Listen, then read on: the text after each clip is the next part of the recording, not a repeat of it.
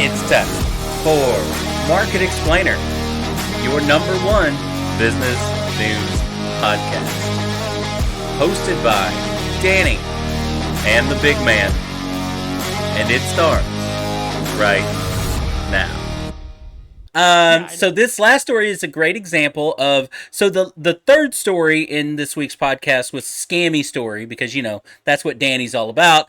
And this story is yet another one of our trending stories of complete idiocy to end our podcast. So go ahead. So what I like to do when I curate these stories is there's a lot of meat, right? Because, you know, like, a company's going, a $1 billion tech company that no one cares about is going private. A $1 billion tech company that lost all of its clout, right? Still had a $600 million. That's all. It's real deep in the woods, my friend. But I really like talking about something. I call this the dessert, the palate cleanser to leave. Is that what it is? All right. A company called Jetson from Sweden. So, wait a minute. First of all, do you know what the Jetson is named from? Of course. Okay, so you are old enough to remember the Jetsons. No. I am old enough to have watched Jetsons on Nick at Night when my father had a work conference where everybody brought their family to a work conference every year at this resort town in Minnesota where I was raised. And we got to watch TV cable because we didn't have cable at our house because my dad's cheap. So you got to see it at the hotel on Nick at Night, rerunning some of these old cartoons. And the only other time was, as a young kid, I had unmanaged asthma, so I would go to the hospital a lot. And at the hospital, they also had cable, so I could watch Nick at Night there, so I could see the Jetsons. Or I'd go to my cousin's house because they had cable, because their parents weren't cheap. So I'm old enough to remember the actual cartoon being on TV, not the reruns. But there was a cartoon called The Jetsons, which was the future with flying cars and which was like 2017 or something, right? To quote Peter Thiel, I was promised flying cars and all I got was 280 characters. So yes. So this company is actually named specifically after that cartoon that was called The Jetsons. So this is Jetson as a company, and it is developing what? It is developing a one-person electric quadcopter. Helicopter. And the reason I said that it hates Americans, and this company hates Americans, is that it has a 210-pound max carrying capacity, which means this is the average American, like a 13-year-old. Right, 210 pounds. Yeah, it's my 13-year-old's just under, man. That's just under, you know what I mean? And your 13-year-old's not even that, he's not even like a chunky kid. He's just a regular-sized man. There's not a single varsity football player at the high school my kids go to, you know, my oldest goes to, that would be able to fly this thing. Yeah, correct. So this is why I said that they hate America, because we are. I mean, the United States, at least for the foreseeable decade, we're still going to be the largest consumers of a lot of things. Oh yeah, like this. It's called the Jetson One personal helicopter. And it's electric, and it uses it has, 20 minutes of charge? Yeah, so this is, and when you say anti-American, this is where I get, because obviously we do a bunch of things differently, and one of the things we do differently is our electrical systems, right? We do differently. So they sit there on their website and they say, okay, you can get 20 minutes of flying time per charge. Don't go 22 minutes, by the way, while you're up there. That's all I'm saying. But 20 minutes of flying time, which you and I means 15. Yeah. And then they go on their but it only takes an hour to charge. No. It takes an hour to charge if you're in one of these European countries that have the voltage they do. On a normal house here in America, we have 110 voltage. So it's a 2-hour charge for that 15-20 minutes of playing time. All for a basement bargain price of $92,000. So here's the thing.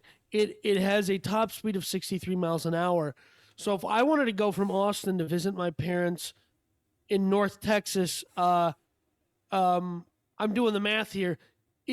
I could walk there faster. Well, because and look, this is a toy.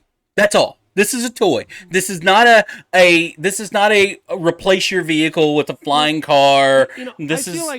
I feel the same way when Clubhouse was popping off. Like I was locked out of the kingdom. Like if I lose a lot of weight, I'm not going to be 210 pounds. If I dropped an Olsen twin, okay, that's not a reference anybody gets. If I dropped one of the D'Amelio sisters, I'm still not getting on this thing. If I dropped both Olsen twins, I would probably still not be able to get to this thing. Yeah, but that's both Olsen twins and Elizabeth Olsen who plays. Then yes, maybe. Yeah, the witch, the red witch or whatever. Yeah, Scarlet Witch is what you're looking for. But so this is a toy. But here's the thing about toys like this. Americans and a lot of Europeans have a crap ton of discretionary income that they've already sold out year one of making these things. So $92,000 for a 15-minute toy that goes 63. Buy your kid a mini bike. A mini bike will go 50 miles an hour, right? And they get just as much fun, and it'll last for hours. These things are gas-powered. They get 1,000,000 miles to the gallon. And here's the other thing about buying your kid a mini bike. You're like, oh, it's dangerous. What happens when your kid forgets to land that quadcopter after 14 minutes, and they're up in the air, and the quadcopter goes, doo-doo-doo, and they just fall out of the sky? When's that story coming? When's that story coming that your 14-year-old, right, is in one of these after they've come out the first year? Your 14-year-old, some kid in California, right, or whatever, strolled it down on the trailer to the beach, right? And they're flying along the beach somewhere in San Diego or some crap like that, and they just fall out of the frickin' sky, blunk, because they ran out. Now, according to this, and it falls you do not on two homeless people who live in a tent on the beach. Yeah, but that won't be it. That'll be at the bottom of the story. That'll be at the bottom. But the kid's okay, right? Of course.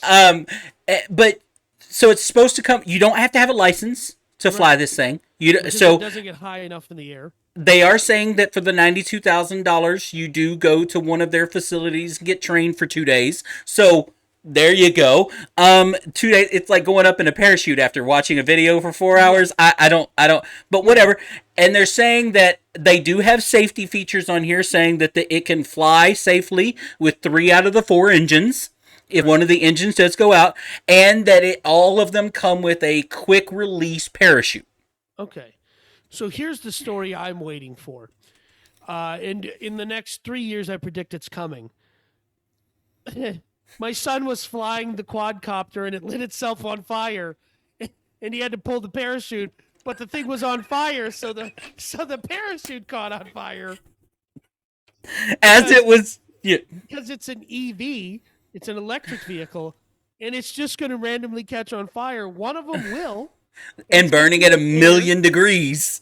Yeah, so you pull the parachute and you're ejecting, but the thing's on fire, so. This is a flying death trap. I don't understand who. I mean, I know I do. The fact that I was about to say who buys this, but we all know someone. We all know who buys this, right? So here's the thing. Danny is now thinking, how quickly can I get down to 208 pounds so I can get this thing? But then, I'm going to fly it around Austin like, screw you. You're sitting in traffic on loop 1, which doesn't actually loop. Explain that to me, you dumb city. Which is why I'm not going to live in Austin for the rest of my life because, but I'm just saying, I'm going to be flying over loop 1, giving everybody the finger, and then it's going to go, doo-doo-doo. Now I gotta land it on top of the high school? What's gonna happen to this is like what happens to a lot of other expensive toys. Is if I was in California and I owned, let's say, a jet ski company, I would buy 3 of these, charge, I don't know, $300 an hour or $300 for the 15 minutes. Right? Or whatever, something outlandish. Yeah. And these people in California, just for the experience, And it's got some kind of tracker where you stay within, right, whatever, From you know. BoloIntel.com. There you go. And you know what I mean? And you pay for the experience of this, and it's just a recreational thing that it goes up for 15 minutes, you pull the other one out, and you know what I mean? So what Jetson is trying to do is they're trying to sell their 15-minute model right now, take that profit in, and figure out how do we create a sustainable, long-range, individual quadcopter. But you can't, and you're not gonna. Well, because that's the age-old question, which goes back to what we said about earlier, is battery technology. Because adding a stronger battery means a heavier battery. And now you're talking about lighter weight, right? Because again, you got to put this thing in the sky, buddy. Right. So weight is a component, because on a 777 Boeing jet, they can have a lot of weight because they have jet propulsion. Right. You can't have a lot of weight on something where it's going. Well, but there's still a weight capacity. I mean, you don't think about it because it's a huge plane, but a 737 that Southwest flies with a bunch of passengers is not carrying tanks to another country. It doesn't work. It still has. It's a massive airplane, but it doesn't have, you know what I mean, that kind of power. So all of these things have a weight variance to them. So right now, the higher the battery life, the more that battery weighs. Right. Until we figure that equation out, where you can store, right? We need a battery revolution, much like we had a storage revolution of the last 25 years. Yes. Where 25 years ago, the hard drive that I had that was 64 megabytes was the size of this keyboard. Right? Where now, 64 megabytes. Yeah, my first computer had 64 megabytes, and I thought, I will never fill this up. Like ever. Like with music, I will never fill it up. And so, but when now you can get, I have my backup drive is 100 terabyte, right? 1,000 gigabytes, and it's the size of a credit card. Yeah.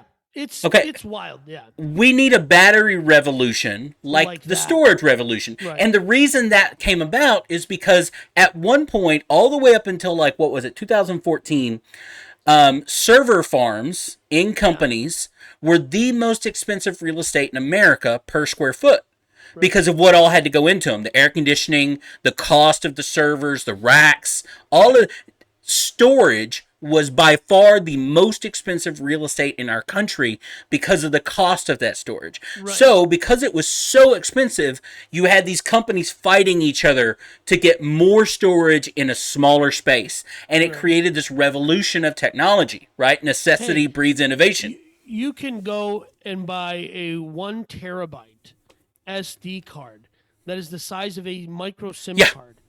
And I remember, in my lifetime, I had a Windows Mobile flip phone from AT&T, and I bought a 64 gig regular SD card, just a regular size SD card, and I slid it into that, and I was boss.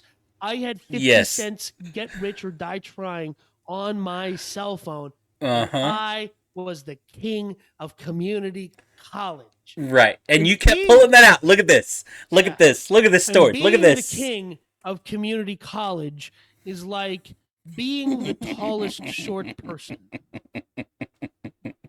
But that's You're okay. Still 5'3". And so that's what this whole Jetson 1, whatever. I think there is such a rush to come out with a flying toy, a flying vehicle, that there's such a rush to, okay, who can, it's not the best, but if it's the first one to make it out there that you can access, it'll make a name for itself. The guy who bought the original Tesla Roadster before Elon Musk was really even a part of Tesla, that's the guy who's buying the Jetson 1. Yeah. And that guy is an idiot. Well, again, I could see these, if they get mass produced in some way, I could see this as a recreational vehicle, right? If you get it up to, if you could double the flying time to 30 minutes, right? Let's say, especially if you got it to an hour, right? Yeah. But 30 minutes, and you could bring the price down a little bit where I could buy like 5, 6, 10 of these things, Right. where I could have two of them running every hour, basically. Right. You could put these out there in all these coastal cities where you could Right. fly out over the ocean, right, and Right. come back. And hey, if it catches on fire randomly in the ocean, It's you just falling let into it the drop ocean. into Who the gives a ocean. crap, Yeah. right? Yeah. You know what I mean? So So what if every now and then it drops on a 9-year-old just floating in a thing out there? But hey, right. Right. No, what I will say though is, obviously part of the reason why there's weight restrictions and it's not they're just not constrained by battery capacity and weight. They're constrained by regulatory burdens. Like that's why if you'll see in Austin running around, these little 3-wheel vehicles are called Polaris slingshots. mm-hmm. They have 3 wheels because you think Polaris can't put 4 wheels on it, but if they put 4 wheels on it, it's a car. Right, And and it's now got to it go can't. by all of the other functionalities and Yeah, safety it got to features. have a roof. It's got to have all this other stuff. So in Mm-hmm. order to keep it, it's considered some weird classification of motorcycle. It has Right. 3 wheels. But Well, now, I'm sure it if you're falls under the category of recreational vehicle, yeah, right, of but some sort. to get it on the road, it's called a motorcycle roadster or something is the classification. It's a weird thing where if you have a motorcycle license, you can drive this thing on the road. If you don't have a motorcycle license, you can just go to the DMV and get a roadster thing on your license, and then you can. It's stupid, but I'm so old. I remember when you could uh, take a 3-wheeler and get a motorcycle license with it, but now they don't let you do that anymore because they caught Well, on. 3-wheelers were outlawed in Texas because they were death traps, right? Having one Well, wheel on the front and two wheels on the yes, back. The way they were designed, yes. right? They were So cheaper to buy than 4-wheelers. yeah, you're talking about ATVs, UTVs, right? The Yes, alternate, yeah. right. I'm talking about on-road vehicles like the Can-Am and Right, yeah, right. different, Certain classes of dune buggies back in the right, day and stuff like that. No, no, I get that, but yeah, no, I grew up on a farm where we had several uh, 3-wheelers yeah, and 4-wheelers and stuff like that, and we always drove the 3-wheelers because they were much easier to flip, to yeah, throw away, or to ramp off of something, and you go one direction and hopefully it goes another because they were death traps. They were right. complete death traps. So I have just now, in the last 10 minutes, started a new company. I am looking. If you own a vintage 3-wheeler, I am buying. I'm paying cash.